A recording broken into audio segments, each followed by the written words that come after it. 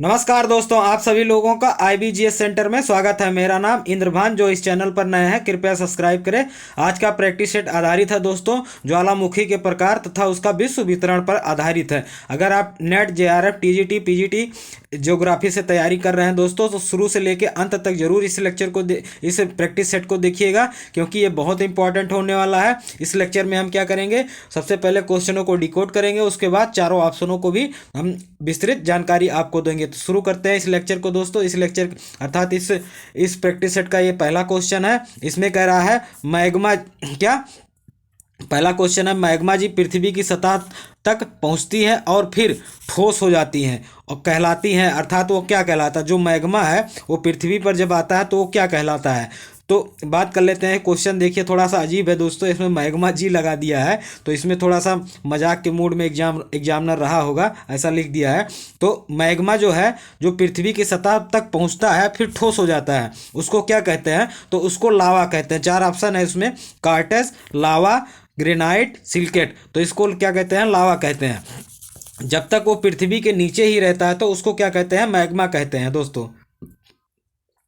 क्या कहते हैं, उसे मैग्मा कहते हैं। लेकिन जैसे वो पृथ्वी की सतह पर आता है, वायुमंडल के पर अर्थात वायुमंडल के संपर्क में जैसे ही वो आता है, तुरंत उसे क्या कह दिया जाता है, उसका नाम, मैग्मा का नाम बदल के क्या हो जाता है, लावा हो जाता है दोस्तों। अब इसमें बात कर लेते हैं कार्टेस। तो कार्टेस क्या है, और ग्रेनाइट और सिलिकेट। तो बात कर लेते हैं इसमें सिलिकेट पहले। तो सिलिकेट जो लावा निकलता है उसमें सिलिकेट की मात्रा होती है, ठीक है, सबसे ज़्यादा सिलिकेट की मात्रा होती है। ये भी डिपेंड करता है सिलिकेट की मात्रा कम है या ज़्यादा है। अगर ज़्यादा है दोस्तों तो वो अम्लीय प्रकार का ज्वालामुखी होगा। अगर ज़्यादा है, कम है सिलिकेट की मात्रा, तो वो क्षारीय प्रकार का होगा। ग्रेनाइट की बात कर लेते हैं दोस्तों। ग्रेनाइट जो है मैग्मा के उद्गार से ही ग्रेनाइट का निर्माण होता है, ठीक है। कार्टेज, इसमें दोस्तों ये शब्द बहुत इंपॉर्टेंट है। कार्टेज जो है, ये कार्टेज या कोल्डर, ठीक है, किसे कहते हैं, ज्वालामुखी का जो उद्गार मुंह होता है उसी को कार्टेज या कोल्डर कहते हैं, ठीक है, बहुत इंपॉर्टेंट है।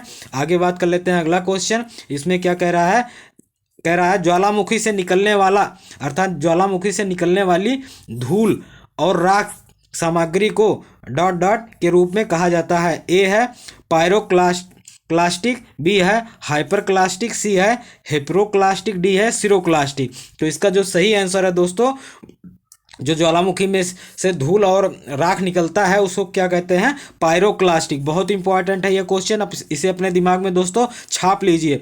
पायरोक्लास्टिक, क्या, पायरोक्लास्टिक कहाँ, जो धूल और राख होता है उसको सम्मिलित रूप से क्या कहते हैं, पायरोक्लास्टिक कहते हैं। बहुत इंपॉर्टेंट है, इसे दिमाग में छाप लीजिए। बाकी ये जो तीन ऑप्शन है इनका कोई मतलब नहीं है दोस्तों।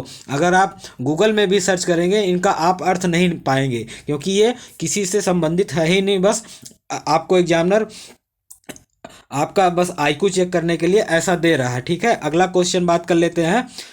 ये क्वेश्चन भी इंपॉर्टेंट है। इसमें क्या कह रहा है, निम्नलिखित विकल्पों में से कौन सा सक्रिय ज्वालामुखी के विश्व वितरण की सही ढंग से वर्णित करता है। अर्थात इसमें क्वेश्चन में कह रहा है दोस्तों कि ये चार विकल्प दिए गए हैं, इसमें ज्वालामुखी के विश्व वितरण का सही ढंग कौन दे रहा है, उसी के बारे में हमें जानकारी इसमें चार ऑप्शन में से निकालना है। तो बात कर लेते हैं। ए दिया है, यह युवा मोड़दार पर्वत श्रृंखला में संबंध पाए जाते हैं, यह नदी के बाढ़ वाले मैदान में होते हैं, यह पुराने क्षयित पहाड़ की श्रृंखला से में संबंध रखते हैं, या समुद्र बेसिन के आसपास श्रृंखला बनाने को अभिमुख होते हैं। तो इसका जो विश्व वितरण की बात करें दोस्तों, क्या, अगर ज्वालामुखी के विश्व वितरण की बात करें तो सर्वाधिक या सबसे ज़्यादा जो विश्व वितरण हमें देखने को मिलता है वो हमें महासागरों में देखने को मिलता है। जैसे परिप्रशांत महासागर, ठीक है, अब मध्य अटलांटिक महासागर, इन सब, या भूमध्य सागर। तो महासागरों में क्या है, महासागरों में ही सबसे ज़्यादा ज्वालामुखी का वितरण या विश्व वितरण देखने को मिलता है। तो बात कर लेते हैं इसमें जो चार ऑप्शन है दोस्तों, क्या, चार ऑप्शन है, इसमें कौन सा सही है, तो इसमें कौन सा सही है, इसमें ऑप्शन डी सही है। यह समुद्र बेसिन के आसपास श्रृंखला बनाने को अभिमुख होता है, ठीक है। यह, अब बात कर लेते हैं चारों ऑप्शनों का। तो ऑप्शन ए है इसमें, यह युवा मोड़दार पर्वत श्रृंखला में संबंध पाए जाते हैं, ऐसा कुछ नहीं है। युवा मोड़दार जो है दोस्तों, युवा मोड़दार में होता है, लेकिन जो अगर विश्व वितरण ज्वालामुखी की बात करें, ऐसा प्रायः नहीं देखा गया है कि हर मोड़दार पर्वत में क्या ज्वालामुखी उद्गार हुआ हो, लेकिन ऐसा कभी नहीं देखा गया है सभी मोड़दार पर्वतों में। तो इस प्रकार ये ऑप्शन गलत है, बी देख लेते हैं। यह नदी के बाढ़ वाले मैदान में होता है, तो ये भी बात गलत है, क्योंकि जहाँ नदी के बाढ़ वाला मैदान आएगा वहाँ पे दोस्तों क्या, वहाँ पे जो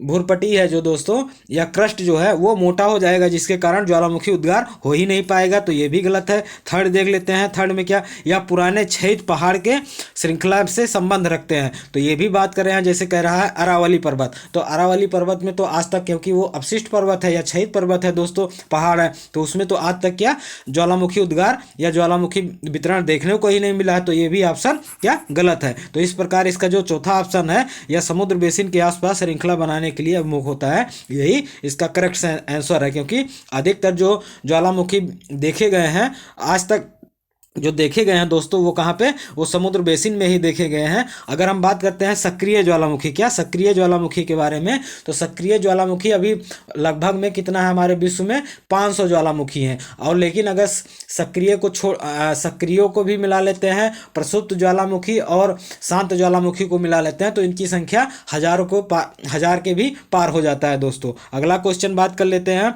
अगला क्वेश्चन ये भी इंपॉर्टेंट है, यहाँ पे बहुत इंपॉर्टेंट क्वेश्चन है, इसको बहुत ध्यान से देखिएगा, सुनिएगा और देखिएगा। तो कह रहा है कि निम्नलिखित में से कौन सा परिध्रुवीय प्रशांत ज्वालामुखी पट्टी का भाग नहीं है। तो चार ऑप्शन है, अलेसियन द्वीप समूह, मिंडनाओ द्वीप समूह, जो अजोर्स द्वीप समूह, और डी है दोस्तों सखालिन द्वीप समूह। तो इसमें चार ऑप्शन है दोस्तों, बात कर लेते हैं एक एक करके। पहले हम क्वेश्चन को समझ लेते हैं।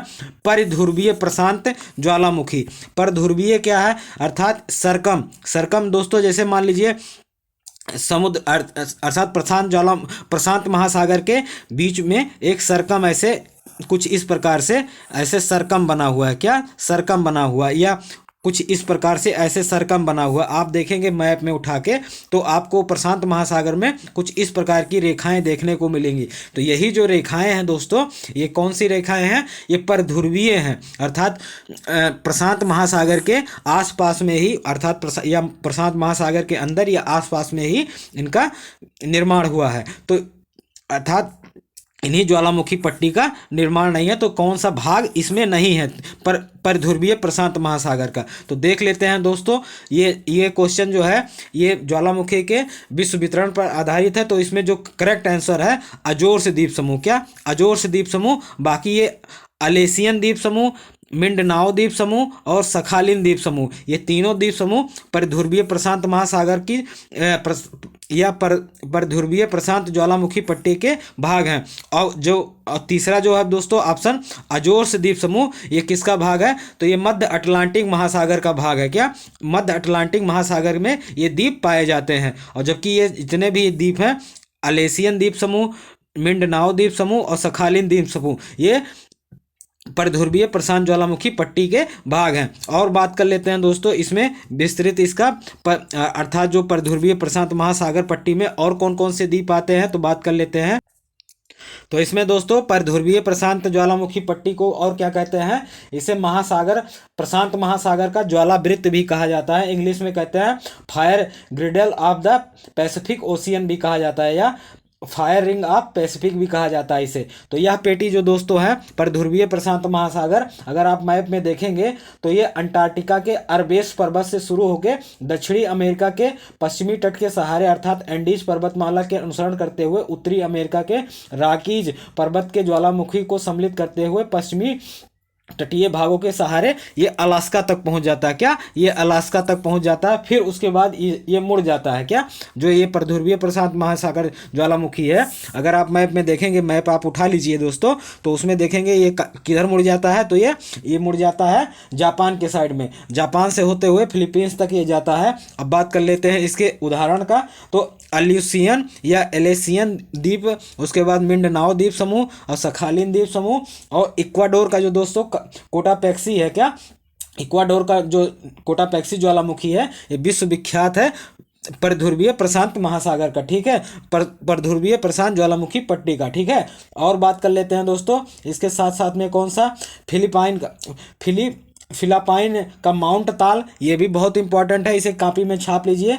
फिलिपाइन का माउंट ताल और माउंट मेयान और उसके बाद पिनाटुबो, ये कहाँ के हैं दोस्तों, ये फिलिपाइन का है। कौन, याद कर लीजिए और दिमाग में छाप लीजिए, कॉपी में भी उतार लीजिए, फिर से हम बोल रहे हैं।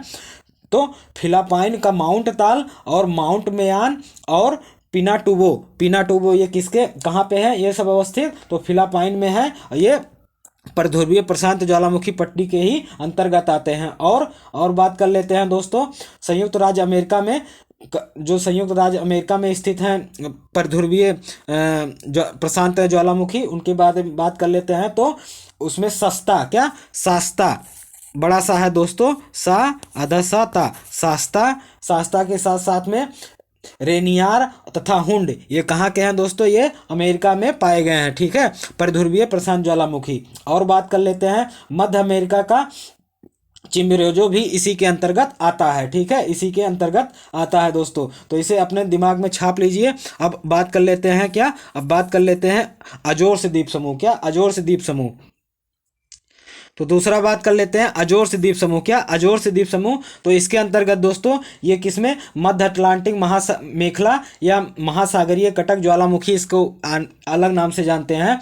ये स्टार्ट होता है अपसरण, क्या अपसरण की क्रिया से इस ज्वालामुखी का निर्माण होता है, क्या मध्य अटलांटिक महासागर। और बात कर लेते हैं दोस्तों इसमें जो आइसलैंड का सक्रिय ज्वालामुखी है, अर्थात सबसे ज़्यादा विख्यात है किसमें, मध्य अटलांटिक मेखला में आइसलैंड जो ज्वालामुखी है सबसे ज़्यादा क्रियाशील ज्वालामुखी है। इसके साथ साथ में हेकला दोस्तों दिमाग में छाप लीजिए, और हेल्गा फेल जो है दोस्तों वो भी बहुत इंपॉर्टेंट है। और बात कर लेते हैं सुदूर उत्तर पूर्व में जान मायेन, क्या जान मायेन दोस्तों, क्या जान मायेन जो है ये भी किसके अंतर्गत, तो मध्य अटलांटिक मेखला के ही अंतर्गत ये भी एक सक्रिय ज्वालामुखी है। और बात कर लेते हैं आगे, बात कर लेते हैं दोस्तों आगे, अगला ये क्वेश्चन बहुत इंपॉर्टेंट है, इसको देख लेते हैं। इसमें कह रहा कौन सा युग्म जो है वो सुमेलित नहीं है। 4 ऑप्शन है, एक तरफ ज्वालामुखी दिया है, दूसरी तरफ देश दिया है, ठीक है। तो इरेबस के सामने क्या दिया है, जापान,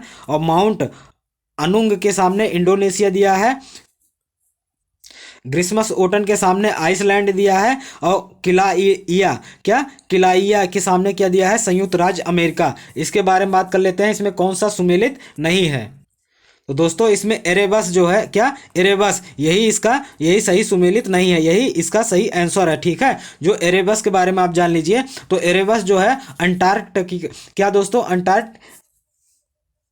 अंटार्कटिका द्वीप समूह पर यह पाया जाता है, क्या एरेबस जो है दोस्तों ये कहाँ पे, अंटार्कटिका में पाया जाता है, और बाकी तीनों सही हैं। तो माउंट अनुंग जो है ये इंडोनेशिया का ज्वालामुखी है, इसे दिमाग में छाप लीजिए। और ग्रिस्मस ओटन जो है आइसलैंड में ये पाया जाता है, आइसलैंड पहले ही बता चुके हैं कहाँ पे, किसके अंतर्गत आता है, विश्व अगर वितरण में देखें तो मध्य अटलांटिक महासागर के अंतर्गत ये ग्रिस्मस ओटन आता है। और किलाइया जो है संयुक्त राज्य अमेरिका का दोस्तों इंपॉर्टेंट ज्वालामुखी है। अगला क्वेश्चन ये भी इंपॉर्टेंट है, कह रहा है ज्वालामुखीय उत्पत्ति समुद्र की सतह में 2500 फैदम था, ठीक है, उससे अधिक गहराई पर निक्षिप्त होता है, तो कहलाते हैं क्या, समुद्री निक्षेप, लाल मिट्टी, कैल्शियम युक्त फंक और रेडियो लैरियन फंक। तो इसके 4 ऑप्शन है दोस्तों, इसमें क्या सही आंसर है, तो इसका करेक्ट आंसर है जो वो है लाल मिट्टी, क्या जो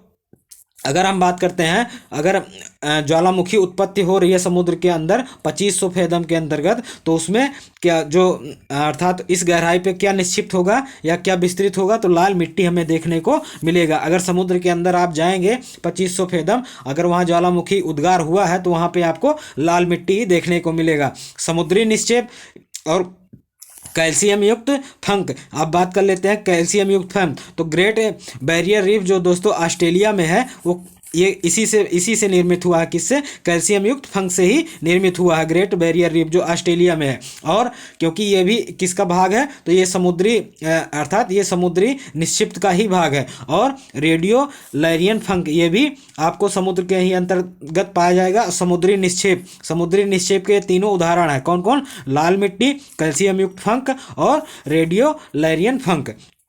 अगला क्वेश्चन इंपॉर्टेंट है दोस्तों, इसके बारे में बात कर लेते हैं। कह रहा उष्णकटिबंधीय चक्रवातों की उत्पत्ति के लिए आदर्श स्थितियां पाई जाती हैं भूमध्य रेखीय महासागरों में, उष्णकटिबंधीय महासागरों के पश्चिमी तटों पर, उष्णकटिबंधीय महासागरों के पूर्वी तटों पर, शांत पवन की पेटी में।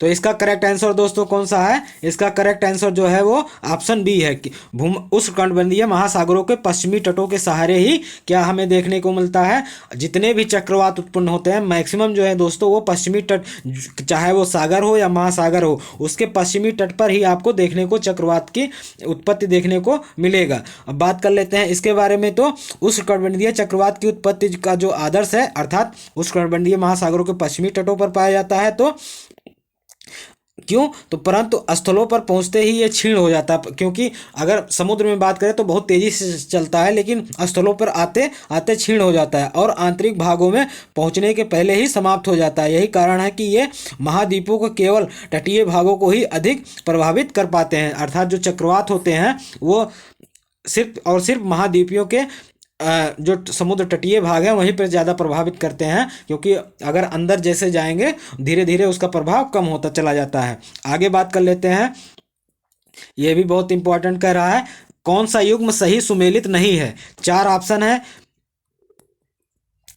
तो 4 ऑप्शन है। एक तरफ चोटियां दिया गया है, क्या? चोटी। दूसरी तरफ देश दिया गया। तो ये दोस्तों इसमें चोटी जो है ये ज्वालामुखी की ही सबसे ऊंची चोटी है। तो बात कर लेते हैं, ए में है एकान का गुआ, और बी में क्या है? कोटोपैक्सी, सी में क्या है? किलिमंजारो, डी में क्या है? देनाली। और इसके आगे क्या दिया है? अर्जेंटीना, सूडान, तंजानिया, संयुक्त राज्य अमेरिका। तो बात कह रहा है कि सही सुमेलित नहीं है। तो 4 ऑप्शन है दोस्तों। तो 4 ऑप्शन में कौन सा सही सुमेलित नहीं है? इसका बी, इसका यही आंसर करेक्ट है, क्योंकि कोटापैक्सी जो है, कोटापैक्सी ये दक्षिणी अमेरिकी महाद्वीप के इक्वाडोर देश में पाया जाता है कोटापैक्सी ज्वालामुखी। ठीक है, और ये इक्वाडोर का सबसे सक्रिय ज्वालामुखी है दोस्तों, सबसे सक्रिय ज्वालामुखी देश है। और ये किसका उदाहरण है? तो ये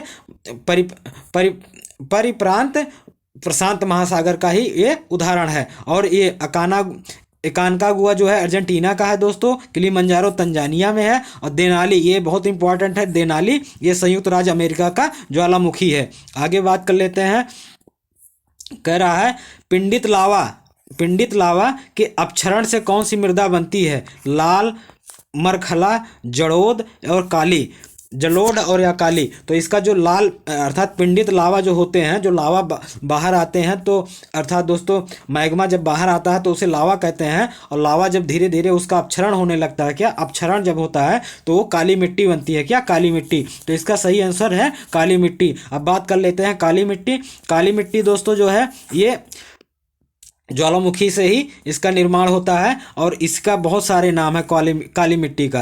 काली मिट्टी का नाम है स्वतः ज्योत मिट्टी। एक है स्वतः ज्योत मिट्टी, क्या? स्वतः ज्योत मिट्टी एक का नाम है। और काली कपासी मिट्टी, क्योंकि कपासी इसलिए कहा जाता है, काली मिट्टी में कपास का उत्पादन बहुत ज़्यादा होता है, इसलिए इसका नाम काली कपासी मिट्टी भी रखा गया है। अब बात कर लेते हैं जलोढ़ मिट्टी। तो ये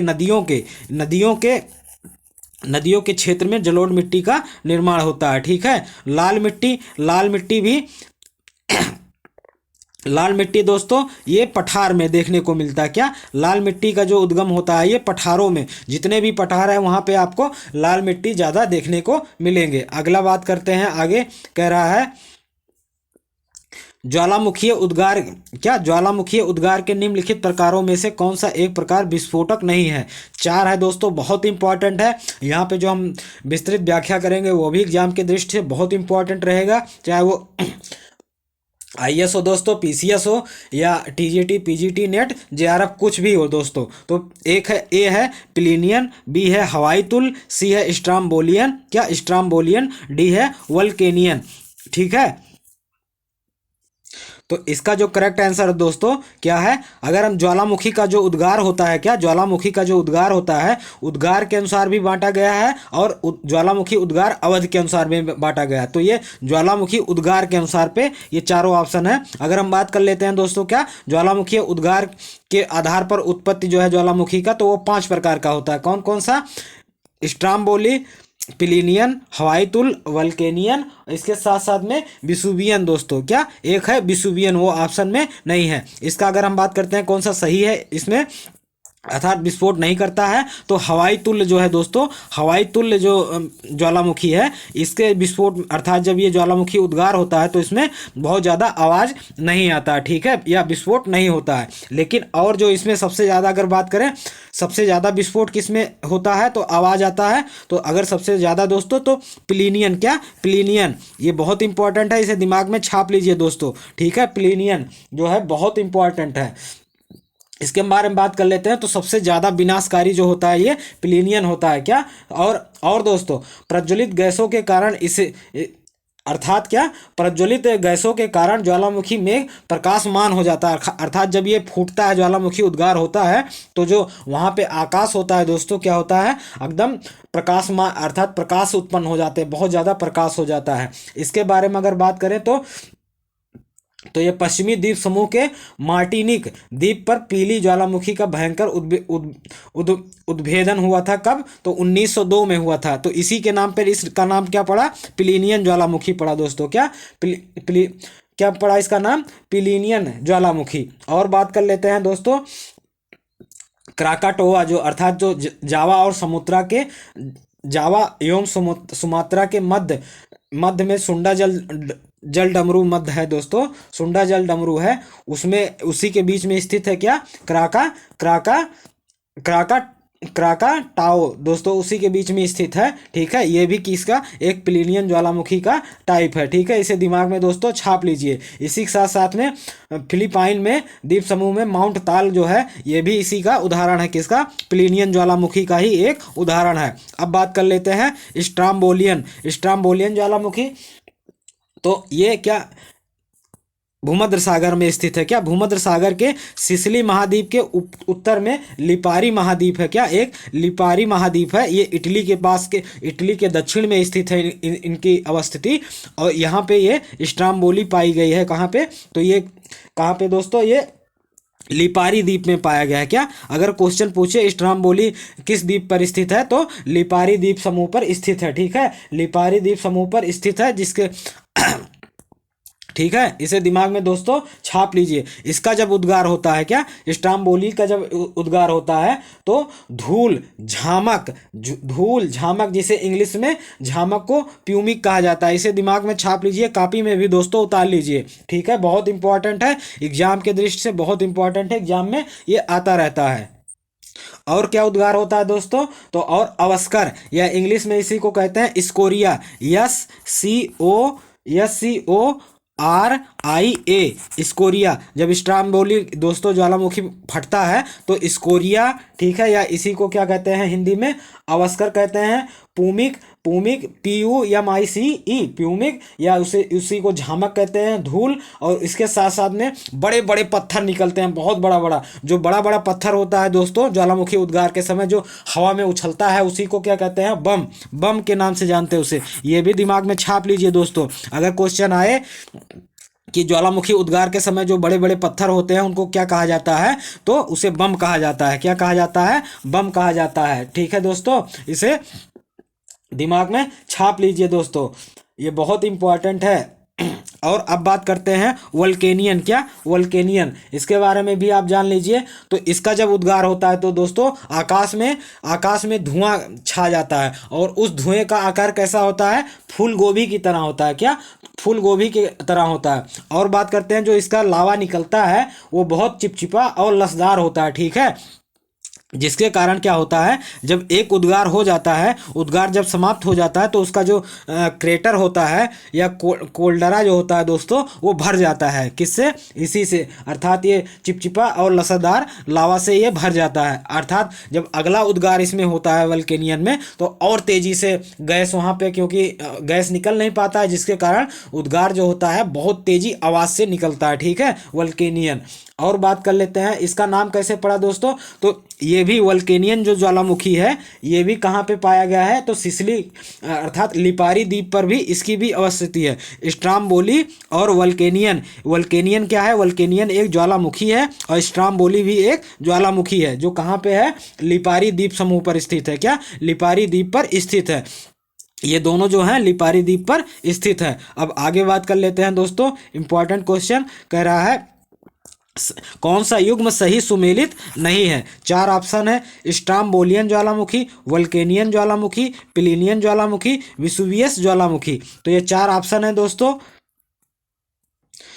तो इसमें दोस्तों इसका करेक्ट आंसर क्या है, इसका जो करेक्ट आंसर है वो है स्ट्राम्बोलियन ज्वालामुखी। क्या दोस्तों? सॉरी दोस्तों, इसका जो करेक्ट आंसर है प्लिनियन ज्वालामुखी। क्या? इसका प्लिनियन ज्वालामुखी ये हवाई द्वीप पे नहीं स्थित है। ये कहाँ पे स्थित है, तो मार्टिनिक द्वीप समूह पर स्थित है। कहाँ? ये दोस्तों मार्टिनिक द्वीप समूह पर इसकी अवस्थिति है। किसका? प्लिनियन ज्वालामुखी का। तो इसे दिमाग में दोस्तों छाप लीजिए, ये भी आ सकता है आगे। ठीक है, ऐसे क्वेश्चन बनाए जाते हैं। बाकी सब सही है। स्ट्राम्बोलियन ज्वालामुखी ये सिसिली, और वल्केनियन ज्वालामुखी लिपारी, विसुवियस ज्वालामुखी इटली में दोस्तों। ठीक है, ये सभी इंपॉर्टेंट है एग्जाम के दृष्टि से। और बात कर लेते हैं आगे जो है इसमें क्या है, लूनोज पर स्थित माउंट पिनाटुवो एक ज्वालामुखी कहाँ पर है। ठीक है, ये लूनोज द्वीप समूह पर स्थित है। क्या? लूनोज द्वीप समूह पर, इसी पर स्थित है एक माउंट पिनाटुवो, एक प्रकार की ज्वालामुखी है। तो 4 ऑप्शन है, कौन कौन से? जापान ए है, बी है इंडोनेशिया, सी है फिलीपींस और डी है हवाई दोस्तों। तो इसका जो करेक्ट ऑप्शन है दोस्तों, लूनोज द्वीप में कौन सा? माउंट पिनाटुबो, ये फिलीपींस, क्या फिलीपाइन या फिलीपींस में इसकी अवस्थिति देखी गई है। और फुजियामा जो है दोस्तों जापान का ज्वालामुखी है, इंडोनेशिया का क्राकाटोआ है। और दोस्तों इसके साथ साथ में अगर हम बात करते हैं, और हवाई तुल्य जो ज्वालामुखी होता है दोस्तों, ये शांत प्रकार की ज्वालामुखी है, क्योंकि जब उद्गार होता है तो कम आवाज़ निकलता है। अगला क्वेश्चन कह रहा है मोनोलोवा एक सक्रिय ज्वालामुखी है। मोनोलोवा एक सक्रिय ज्वालामुखी है, कहाँ पे है दोस्तों? हवाई द्वीप में इसकी स्थिति आप देख सकते हैं, मोनोलोवा ज्वालामुखी का। ठीक है, अब बात कर लेते हैं आगे। कह रहा है क्वेश्चन में निम्नलिखित में से कौन सा ज्वालामुखी क्रिया, क्या ज्वालामुखी क्रिया से संबंधित नहीं है। एक है लहर, बी है लैपिली और सी है टफ और डी है टालस।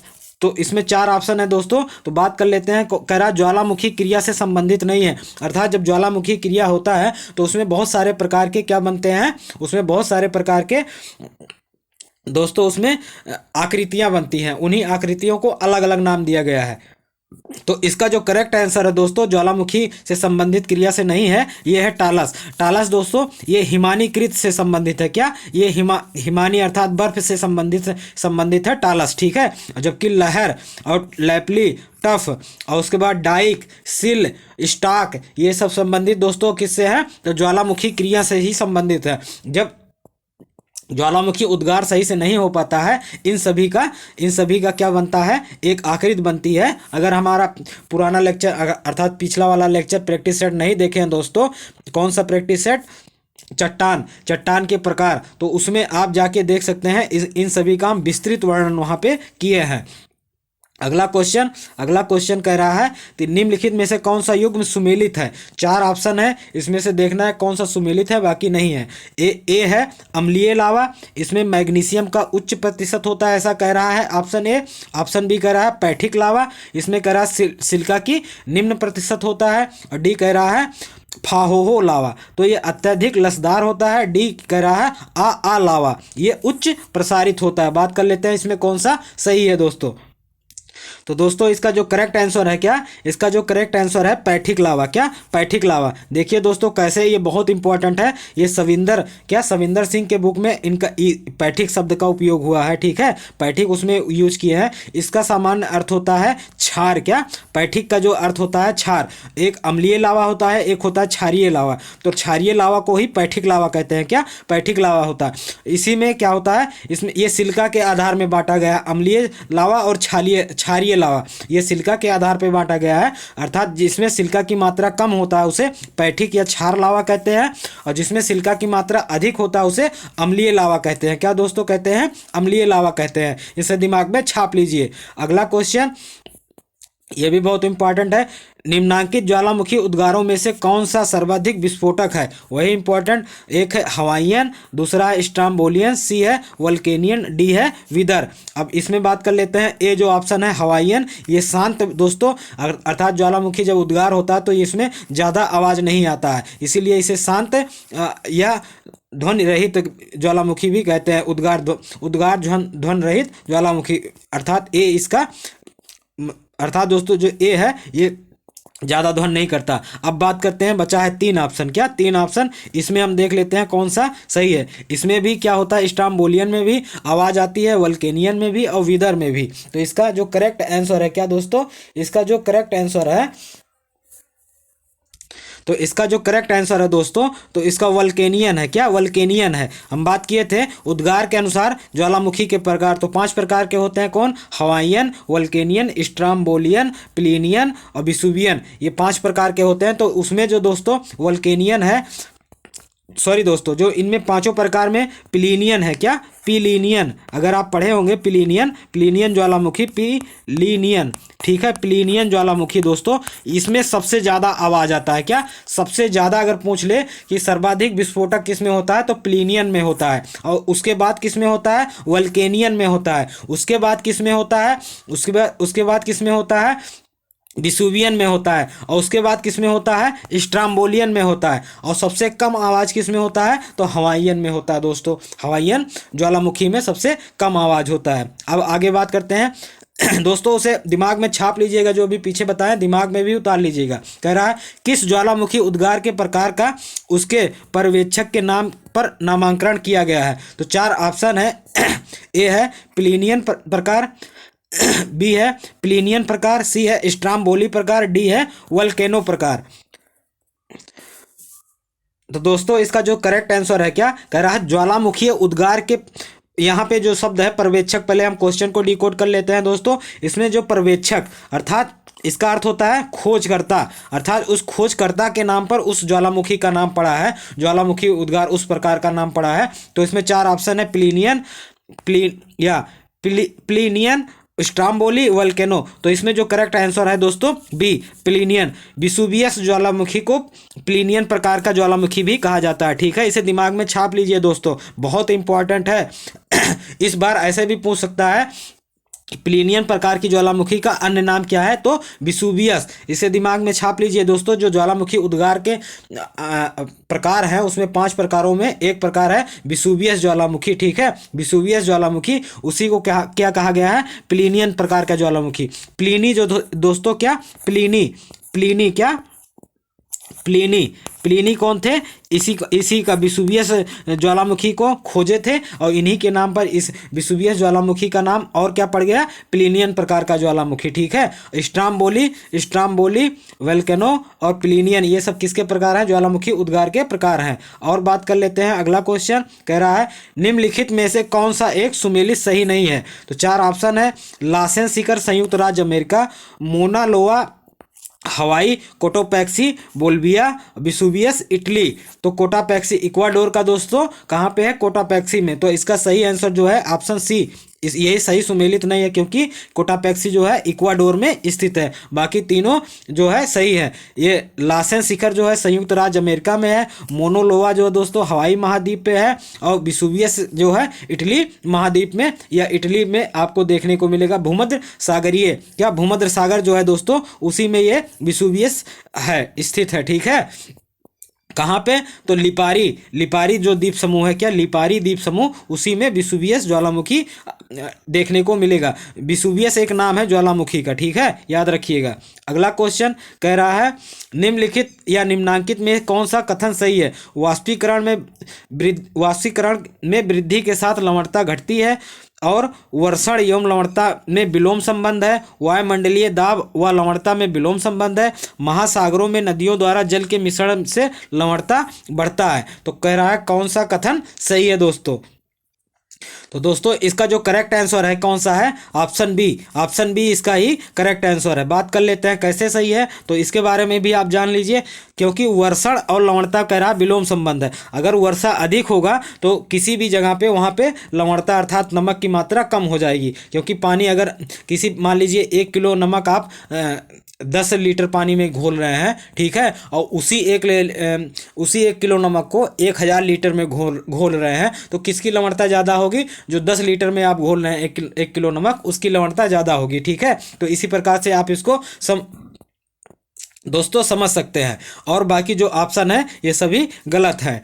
अब बात कर लेते हैं चारों ऑप्शन है इसके भी देख लीजिए। वाष्पीकरण में वृद्धि के साथ लवणता घटता नहीं है दोस्तों, बढ़ता है। अगर वाष्पीकरण जितना ज़्यादा होगा उसका लवणता भी ज़्यादा होगा। वायुमंडलीय दाब व लवणता में विलोम संबंध है, ऐसा नहीं है। वायुमंडलीय दाब और लवणता में अनुक्रमानुपाती संबंध है। महासागरों में नदियों द्वारा जल के मिश्रण से लवणता बढ़ता है, ऐसा नहीं है, घटता है दोस्तों। भूमध्य सागर इसका मुख्य उदाहरण है। भूमध्य सागर में दोस्तों क्या है, वहाँ पे तापमान अधिक है फिर भी लवणता कम है। क्यों? क्योंकि वहाँ पे बारिश अर्थात नदियों के द्वारा जो जल लेके जाके वहाँ पे प्रवाहित या छोड़ा जाता है उसकी मात्रा अधिक है, जिसके कारण उसका जो लवणता है कम हो जाता है। अगला क्वेश्चन इसमें क्या कह रहा है? ज्वालामुखी चट्टानों में पाए जाने वाला प्रमुख खनिज है। 4 ऑप्शन है सल्फर, टिन अभ्रक, खनिज तेल और मैग्नीज तथा टंगस्टन। तो इसमें जो ज्वालामुखी चट्टानों में पाए जाने वाला प्रमुख खनिज जो है दोस्तों वो है सल्फर। क्या? सल्फर। तो इसका जो करेक्ट आंसर है दोस्तों वो ऑप्शन सी ए है। और बात कर लेते हैं जैसे खनिज तेल, तो ये अवसादी चट्टानों में, कहाँ? ये अवसादी चट्टानों में पाया जाता है। और बात कर लेते हैं टिन और अभ्रक दोस्तों। क्या? टिन और अभ्रक ये कहाँ पे? तो धारवाड़ क्रम के चट्टान जो हैं वहाँ पे आपको क्या देखने को मिलेगा? टिन और अभ्रक, धारवाड़ चट्टान, ठीक है। भारत में जो धारवाड़ चट्टान है वो टिन और अभ्रक के लिए फेमस है। मैग्नीज तथा टंगस्टन जो है दोस्तों क्या?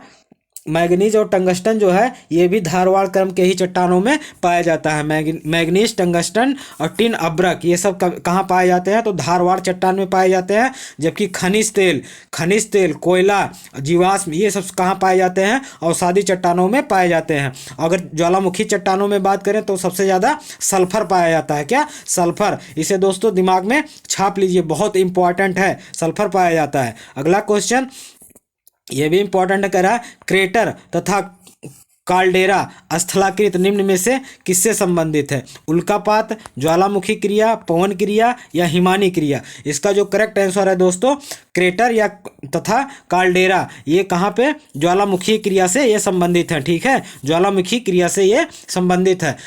यहाँ पे आप ये समझ लीजिए दोस्तों, ज्वालामुखी और ज्वालामुखी क्रिया में का पर्याप्त अंतर है। लेकिन सामान्यतः जो लोग नहीं जानते हैं वो ज्वालामुखी क्रिया और ज्वालामुखी के लिए एक ही शब्द प्रयोग करते हैं। तो यहाँ पे आप अंतर जान लीजिए। ज्वालामुखी जो है दोस्तों, ज्वालामुखी एक सुराख है, अर्थात एक पाइप के थ्रू या एक सुराख के अंतर्गत जो लावा बाहर निकलता है उसी को क्या कहते हैं? ज्वालामुखी कहते हैं। और उसके साथ साथ में जो गैस जलवाष्प, ठीक है, गैस, जलवाष्प, पत्थर, धूल और धुआं ये सब जो निकलते हैं दोस्तों ये सब एक क्रिया है। क्या? ये ज्वालामुखी क्रिया के अंतर्गत निकलते हैं। तो यही अंतर है मेन। और बात कर लेते हैं आगे, तो क्रेटर और काल्डेरा जो ज्वालामुखी का शंख के रूप में जो दोस्तों आपको ज्वालामुखी का प्रकार आप देखेंगे तो उसका जो शंख रूप होता है उसी को हम क्रेटर, या जहाँ पे उद्गार होता है पृथ्वी पर उसी को क्रेटर और काल्डेरा के नाम से जानते हैं।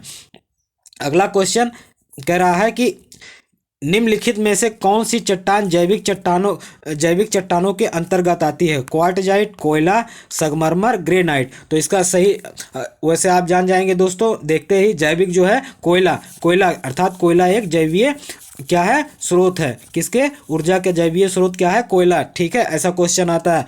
अब बात कर लेते हैं क्वार्टजाइट दोस्तों, संगमरमर और ग्रेनाइट। ग्रेनाइट और क्वार्टजाइट जो है, ग्रेनाइट जो दोस्तों है ये अग्नीय शैल है, क्या अग्नीय शैल है। और क्वार्टजाइट संगमरमर ये रूपांतरित चट्टान है, क्या रूपांतरित चट्टान का उदाहरण है। इसे दिमाग में छाप लीजिएगा दोस्तों। अगला क्वेश्चन कह रहा है कि विश्व की अधिकांश ज्वालामुखी घटनाएं घटित होती हैं रचनात्मक प्लेट किनारों पर, भ्रंश मेखलाओं के सहारे, मोड़दार मेखलाओं के सहारे, विनाशात्मक प्लेट के सहारे। तो इसका जो करेक्ट आंसर है, अर्थात अगर आप विश्व वितरण देखते हैं दोस्तों, ज्वालामुखी का विश्व वितरण देखते हैं तो वो विनाशात्मक, क्या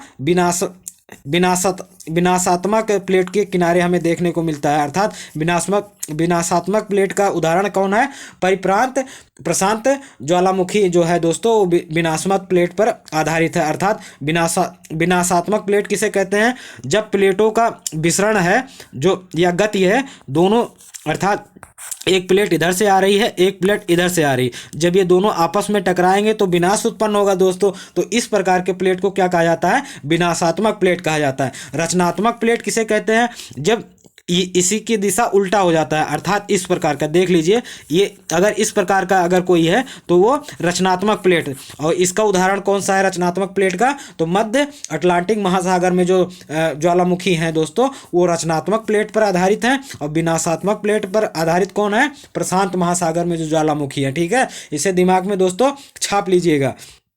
अगला क्वेश्चन तो ये कह रहा है, इसमें कह रहा है क्या कि सूची फर्स्ट, विश्व प्रसिद्ध ज्वालामुखी सूची सेकंड में उसकी स्थिति दी गई है और का अवलोकन करके दिए गए कूटों का सहायता से सही से सुमेलित कीजिए। तो 4 ऑप्शन इसमें, इसको सही से सुमेलित करना है। सूची फर्स्ट तो इसको हम मिलान कर लेते हैं दोस्तों, क्या इसका हम मिलान कर लेते हैं। इसमें माउंट क्राकाटोआ जो है, क्या क्राकाटाओ क्या है, या क्राकाटोआ इस भी बोलते हैं। तो माउंट क्राकाटाओ जो है दोस्तों वो किससे सुमेलित है? तो ये सुमेलित है सुंडा स्ट्रेट, क्या ये सुंडा स्ट्रेट में आपको देखने को मिलेगा, क्या माउंट क्राकाटाओ। माउंट ताल जो है दोस्तों ये कहाँ का है? ये है दोस्तों, ये इसका सही मिलान क्या है? फिलीपींस। पीछे हमने इसका उदाहरण दिया है। और एकांकागुआ, क्या एकांकागुआ जो है दोस्तों ये अर्जेंटीना का है। और लुल्लाई लाको जो है दोस्तों ये चिली का है। ठीक है,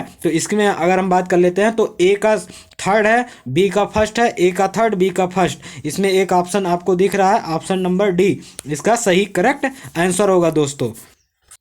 तो इसका जो करेक्ट आंसर है दोस्तों डी है। इसे दिमाग में छाप लीजिए। इसमें एक नया है, बाकी और सभी के बारे में आप सुने होंगे। एक लुल्लाई लाको, क्या लुल्लाई लाको ये कहाँ पे है? तो चिली में है। इसे एकदम दिमाग में छाप के जाइएगा दोस्तों, ये आने वाले एग्जामों के लिए बहुत इंपॉर्टेंट है क्योंकि ये एक नया है। लुल्लाई लाको ये चिली में स्थित है। आगे बात कर लेते हैं अगला क्वेश्चन। तो कह रहा है सही कौन सा युग्म सही सुमेलित नहीं है? 4 ऑप्शन है। जोरालो, उसके सामने क्या दिया है? मैक्सिको दिया है। माउंट उंटजेन उसके सामने जापान दिया है। अवाचा के सामने रूस दिया है। माउंट इजाल्को के सामने न्यूजीलैंड दिया है दोस्तों।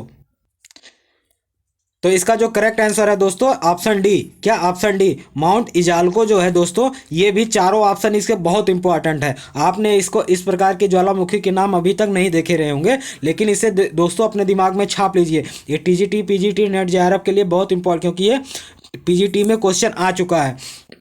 देखिए माउंट इजाल्को जो है दोस्तों ये संयुक्त राज्य अमेरिका में स्थित है। कहाँ पे? संयुक्त राज्य अमेरिका में इसकी स्थिति है। बाकी तीनों ऑप्शन जो है सही सुमेलित हैं। जोरालो जो है दोस्तों मैक्सिको में है। माउंट उंटजेन जो है जापान में है। अवाचा जो है रूस में स्थित है। अगला क्वेश्चन देख लीजिए दोस्तों, कह रहा है विश्व में सर्वाधिक ज्वालामुखी किस पेटी में पाया जाता है? तो पहले ही बात कर चुके हैं, परिप्रशांत पेटी में सबसे ज़्यादा ज्वालामुखी देखने को मिलता है। फिर अगर पूछे दोबारा दूसरे नंबर पे कौन आता है? तो आंध्र महासागरीय पेटी में। तीसरे नंबर पे अगर पूछे दोस्तों तो मध्य महाद्वीपीय पेटी में। और चौथे नंबर पे हिंद महासागरीय, क्योंकि हिंद महासागरीय में सिर्फ 2 ही ज्वालामुखी, बैरन द्वीप ज्वालामुखी कहाँ? हिंद महासागर में आपको देखने को मिलेगा। और नारकोंडम जो है दोस्तों ये दोनों ज्वालामुखी कहाँ पे है? तो हिंद महासागर में है।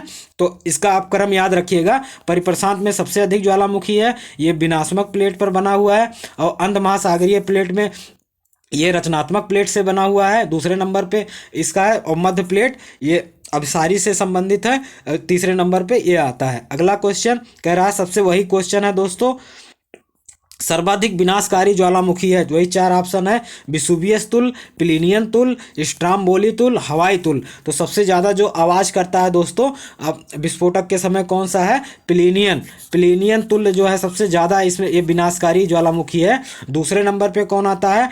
विसुवियस ज्वालामुखी। तीसरे नंबर पे स्ट्राम्बोली ज्वालामुखी या तुल्य ज्वालामुखी। चौथे नंबर पे हवाई तुल्य ज्वालामुखी। अगला क्वेश्चन, तो कौन सा सही नहीं है दोस्तों? चार ऑप्शन देख लेते हैं। ऑप्शन ए इसका है क्या? ये क्वेश्चन जो पूछा है दोस्तों क्या ज्वालामुखी क्रिया से संबंधित है। ठीक है, तो हमने पहले ही बता दिया है ज्वालामुखी क्रिया क्या होता है या ज्वालामुखी क्या होता है, अंतर दोनों। तो बात कर लेते हैं। ऑप्शन ए में कह रहा है 80% ज्वालामुखी अभिसारी प्लेट सीमाओं पर मिलते हैं। ठीक है, तो ये बात करेक्ट है। ठीक है, ये बात करेक्ट है, अर्थात ये ऑप्शन सही, मतलब सही है। ये इसका सही आंसर नहीं है, क्योंकि अभिसारी प्लेट क्या होता है? अपसारी और अभिसारी। अभिसारी एक दूसरे के सामने जब प्लेटें आती हैं तो उसे अभिसारी कहा जाता है, और एक दूसरे से जब दूर जाती हैं दोस्तों प्लेटें तो उसे अपसारी कहा जाता है। क्या? उसे अपसारी कहा जाता है। तो अभिसारी प्लेट में लगभग में 80% ज्वालामुखी देखने को मिलता है। दूसरा ऑप्शन है प्लिनियन तुल्य ज्वालामुखी सबसे अधिक भयंकर एवं विस्फोटक होते हैं। तो यह भी बात करेक्ट है, अर्थात ये भी गलत नहीं है, इसका ऑप्शन ये भी नहीं है। भूमध्य सागर में स्थित स्ट्राम्बोली एक प्रसूत ज्वालामुखी है, ऐसा नहीं है। स्ट्राम्बोली को ही प्रकाश स्तंभ भी कहा जाता है। दिमाग में दोस्तों छाप लीजिए, प्रकाश स्तंभ किस ज्वालामुखी का नाम है? तो स्ट्राम्बोली को ही प्रकाश स्तंभ के नाम से भी जानते हैं। ठीक है, इसको दिमाग में छाप लीजिएगा, ऐसा भी क्वेश्चन आता है। तो ये प्रसूत ज्वालामुखी ना होकर एक क्या है? ये सक्रिय ज्वालामुखी का उदाहरण है। तो यही इसका करेक्ट आंसर है। ठीक है, ये एक करेक्ट आंसर है। और चौथा ऑप्शन देख लेते हैं दोस्तों। इसमें कह रहा है जब ज्वालामुखी मृत प्राय हो जाता है तो ज्वालामुखी पाइप के जमने के बाद लावा प्लग का निर्माण होता है। तो ये भी बात करेक्ट है। ठीक है, लावा प्लग अर्थात जो जहाँ से ज्वालामुखी उद्गार होता है, जिस छिद्र से दोस्तों, वहाँ पे लावा भर जाता है। प्लग का मतलब क्या होता है? जो प्लग आप लाइट में देखे होंगे, प्लग जब लगाते हैं दोस्तों तो जो होल बना रहता है वो उस होल को भर लेता है। ठीक है, तो वहाँ वही अर्थ यहाँ पे भी निकल रहा है, लावा प्लग। ठीक है, तो वहाँ पे जो लावा होता है उसके पाइप में भर जाता है, ज्वालामुखी पाइप में या ज्वालामुखी जो छिद्र होता है उसमें भर जाता है। ठीक है, तो ये करेक्ट आंसर, अर्थात ये भी करेक्ट है। तो इसका सही ऑप्शन जो हो दोस्तों ऑप्शन सी है, क्योंकि यह एक प्रसूत नहीं, यह एक सक्रिय ज्वालामुखी का उदाहरण है। अगला क्वेश्चन इंपॉर्टेंट है, कह रहा है उत्पाटन या प्लंकिंग क्रिया संबंधित है। अपरदनात्मक यंत्रों अर्थात कंकड़ पत्थर द्वारा हिमानी के पार्श्व एवं तली के विघटन, रगड़न और खुरचन होती है। सैल कमजोर पड़ती है तथा बड़े बड़े शिलाखंड में टूटती है, तथा गतिशील हिम के प्रहार से सैलों के दबाव के कारण जड़ सहित टूटती है और वह गर्त बन जाता है। ठीक है, तीसरा ऑप्शन जो है दोस्तों, तो कह रहा है उत्पाटन जो क्रिया है किससे संबंधित है? इन्हीं चारों ऑप्शनों में से होगा, एक एक करके देख लेते हैं।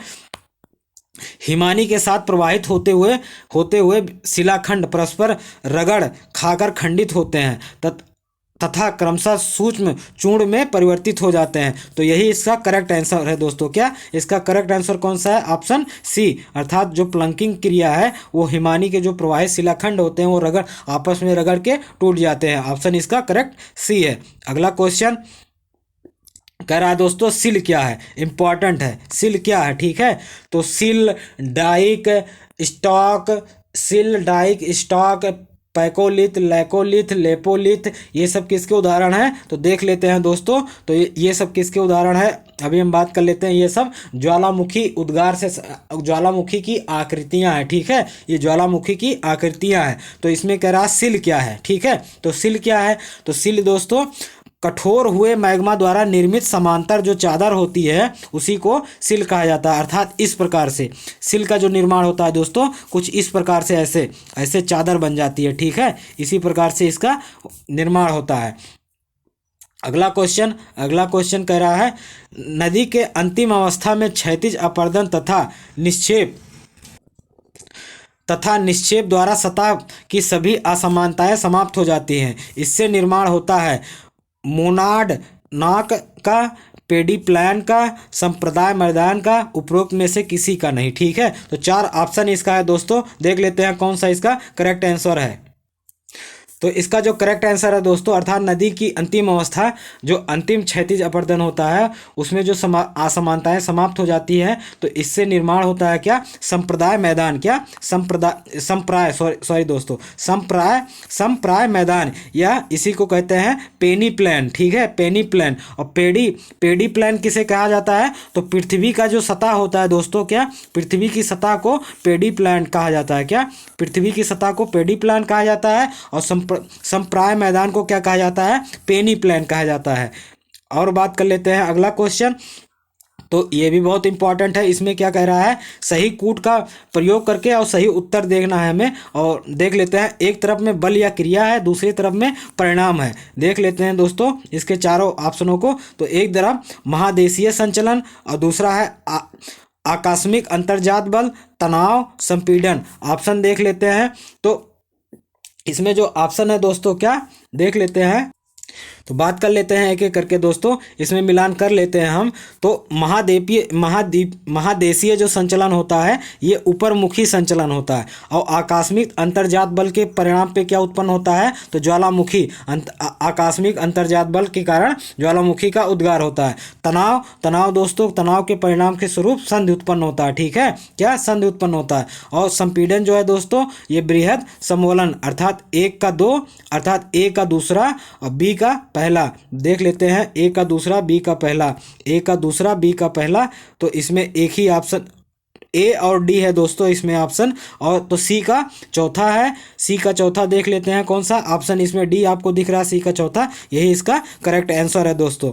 अगला क्वेश्चन ये भी बहुत इंपॉर्टेंट है, कह रहा है हवाई में मोना लोआ किस लिए प्रसिद्ध है, बोटेनिकल गार्डन के लिए, 1950 से समुद्र तल में वृद्धि की मॉनिटरिंग के लिए, वर्षा की मॉनिटरिंग के लिए, 1957 से वायुमंडलीय कार्बन डाइऑक्साइड की निरंतरता मॉनिटरिंग के लिए। तो देख लेते हैं इसका करेक्ट आंसर क्या है दोस्तों। तो ये दोस्तों बहुत इंपॉर्टेंट क्वेश्चन है। तो ये क्योंकि हवाई में जो मोनोलोवा है क्या है, एक ज्वालामुखी है, तो ज्वालामुखी से क्या कार्बन डाइऑक्साइड निकलता है। ठीक है, ये भी अर्थात इसका ऑप्शन जो डी है करेक्ट आंसर है। यहाँ पे आप दिमाग में दोस्तों ये छाप लीजिए कि ज्वालामुखी जब उद्गार होता है तो क्या सबसे ज़्यादा निकलता है, तो सबसे पहले क्या निकलता है, गैस और जलवाष्प सबसे पहले निकलता है। तो उसमें गैस और जलवाष्प जो है दोस्तों, अगर क्वेश्चन पूछता है कि ज्वालामुखी उद्गार के समय सबसे ज़्यादा क्या निकलता है, तो सबसे अधिक मात्रा में जलवाष्प निकलता है। फिर उसके बाद क्या निकलता है, गैस निकलता है। फिर उसके बाद लावा निकलता है। ठीक है दोस्तों, इसी प्रकार से इसका क्रम होता है। अगला क्वेश्चन इंपॉर्टेंट है, देख लेते हैं। कह रहा है निम्नलिखित युग्मों में से कौन सा युग्म सही सुमेलित नहीं है, विसुवियस इटली, इरेबक्स जो है अलास्का, कोटोपैक्सी इक्वाडोर, और मोनोलोवा हवाई द्वीप। तो इसमें जो ऑप्शन बी है दोस्तों, इरेबस जो है दोस्तों इसका करेक्ट आंसर है। ये अलास्का में ना होके कहाँ पे है, ये पहले भी ये क्वेश्चन आ चुका है। तो दोस्तों हमने पहले भी बताया था, इरेबस जो है अंटार्कटिका के रास द्वीप पे, क्या अंटार्कटिका के रास द्वीप पर स्थित है इरेबस ज्वालामुखी। ठीक है, बहुत इंपॉर्टेंट है दोस्तों, इसे दिमाग में छाप लीजिए। देख रहे हैं क्वेश्चन जो आ रहा है तो उसमें इरेबस पूछ रहा है, तो अंटार्कटिका के रास द्वीप पर इसका स्थिति देखा गया है। कहाँ पे, तो अंटार्कटिका में इरेबस स्थित है, और बाकी सब सही है दोस्तों। अगला क्वेश्चन ये इंपॉर्टेंट है दोस्तों, ज्वालामुखी उद्गार के समय मोड़दार पर्वतों की अपनीति तथा अभिनीति में लावा का जमाव हो जाता है। इस प्रकार बनी आग्नेय शैल को कहते हैं लैकोलिथ, बैथोलिथ, लेपोलिथ, फेकोलिथ। 4 ऑप्शन इसमें है दोस्तों।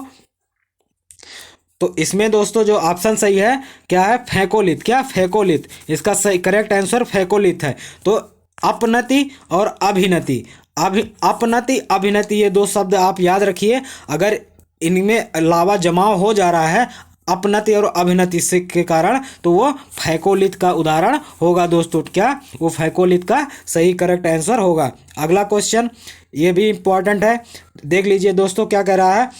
जब ज्वालामुखी मुख का विस्तार अत्यधिक हो जाता है तो उसे कहते हैं, तो उसे क्या कहते हैं, कालडेरा कहते हैं। क्या कालडेरा कहते हैं, क्या कालडेरा कहते हैं दोस्तों, ठीक है, जब अत्यधिक फैलाव हो जाता है। इसी के साथ दोस्तों ये लेक्चर समाप्त होता है, या ये प्रैक्टिस सेट समाप्त होता है। नमस्कार, जय हिंद।